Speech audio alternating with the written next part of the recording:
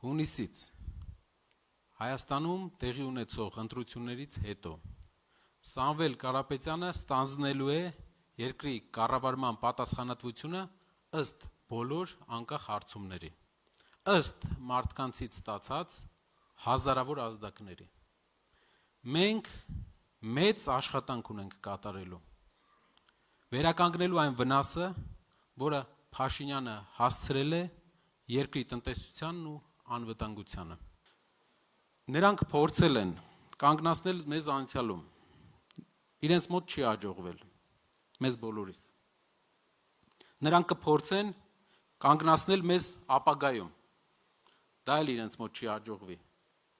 Ով կարող է կանգնեցնել ձեր կամքը, ստեղծել ուժեղ Հայաստան։ Այստեղ ներկա են մարդիկ,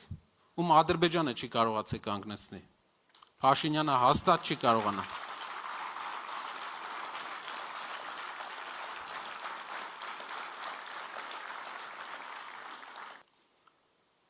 Ութանասունմեկ օրից մեր կյանքը կփոխվի,